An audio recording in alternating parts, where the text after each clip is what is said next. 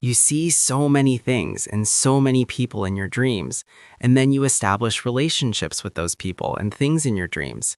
Then you are bound. But really speaking, all the people that you see in the dream, all the things that happen in the dream, they are you only. They all appear in you and they disappear in you, and they are not really there. They are imagined in consciousness. I'll give you a definition of falsity, a technical definition, but a very powerful definition. It's used in Advaita Vedanta, an advanced Vedanta philosophy. Listen carefully, it sounds complicated, but it is actually very simple and very powerful.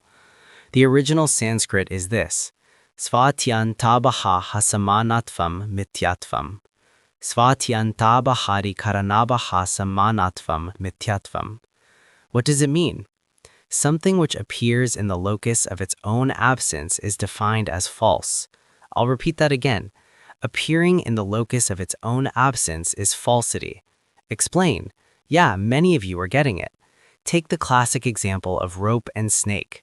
The snake appears in the rope, but really there is no snake there. So the snake is appearing where it is not there.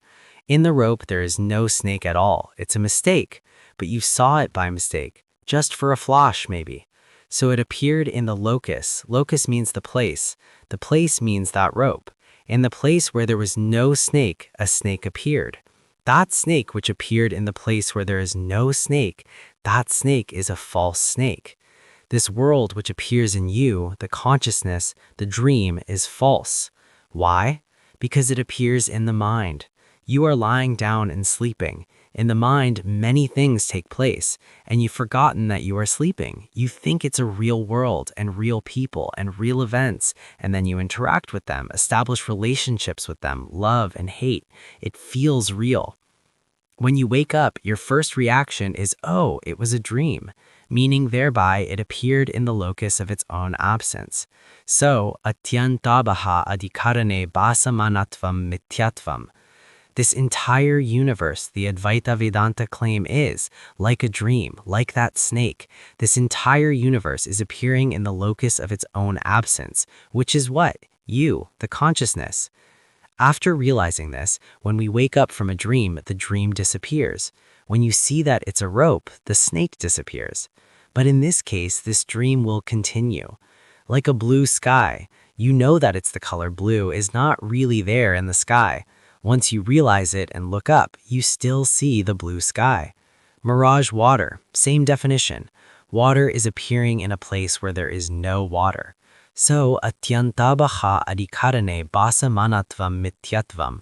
Appearing in the locus of its own absence is falsity. The water appears in a desert where there is not a drop of water. That's why you call it a mirage water. It's not really there. After you realize that, when you look back upon it, what do you see? Water. It still looks like water. Similarly, when you realize this entire world, body, mind, this person, and all other persons, they are all appearances in me, the one consciousness. They're appearances in the locus of their absence, which is me. Then the falsity of the world is realized, and yet you continue to experience this. Then all things become entertainment for you. For a jnani, everything is entertainment. Everything is fun. Life becomes joyful, full of fun, it becomes a blissful. They call it a river of bliss. Non-mohomuchi nacha mohid badha. There's no one who is bound. I'm just reminded of something in the earlier point, that consciousness is fundamental. We were talking about consciousness arising out of matter, or matter arises out of consciousness, or consciousness is fundamental to the universe. Neither arises out of the other. David Chalmers, who is here in the NYU Mind-Brain Consciousness Unit, he says in one place in an interview, he said, quite humorously, that if you contemplate the hard problem of consciousness long enough, you become a panpsychist. Panpsychism means consciousness is fundamental. It's not born out of matter. It exists along with matter, space, time, and energy. Either you become a panpsychist or you go into administration. You begin to believe that consciousness is fundamental. It is not originated from matter. Here is a person who is not influenced by Eastern mysticism or Eastern philosophy.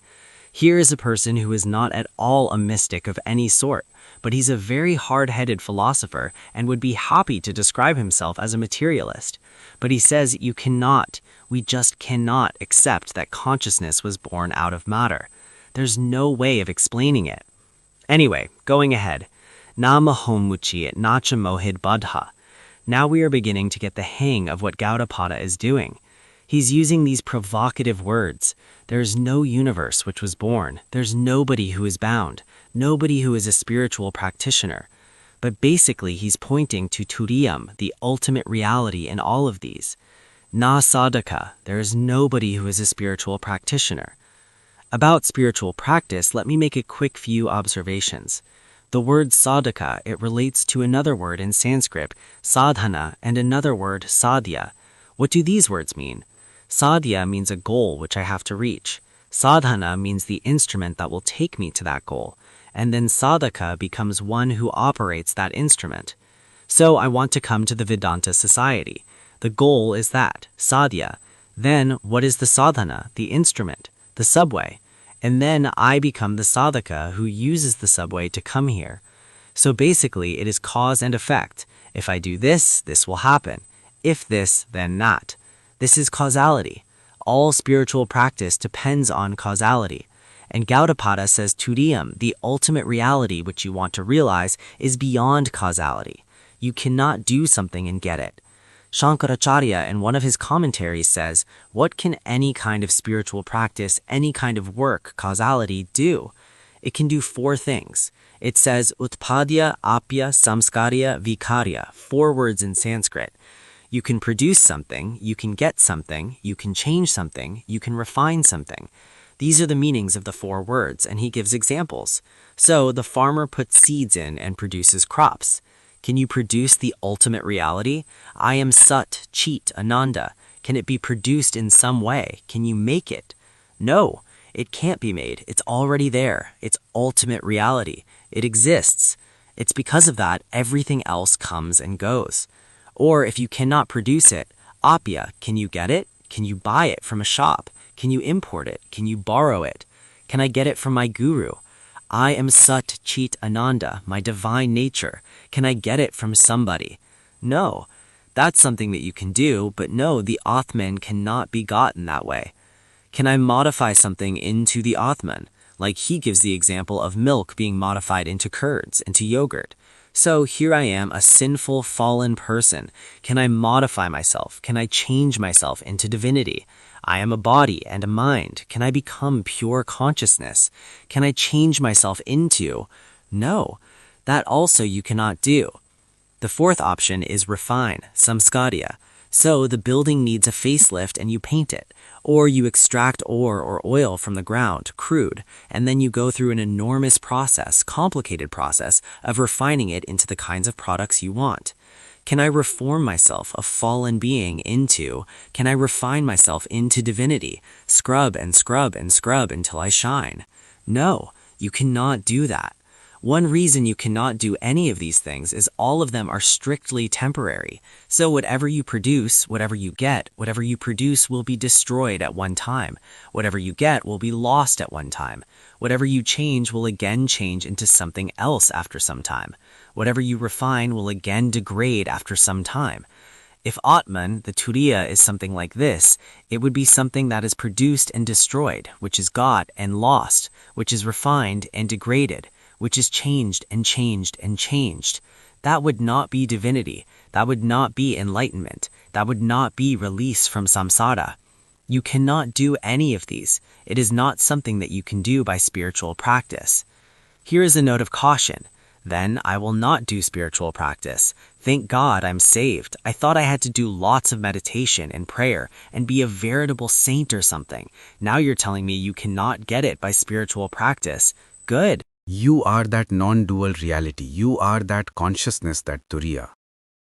In you, the consciousness, the entire universe is an appearance, not apart from you, not a second thing apart from you.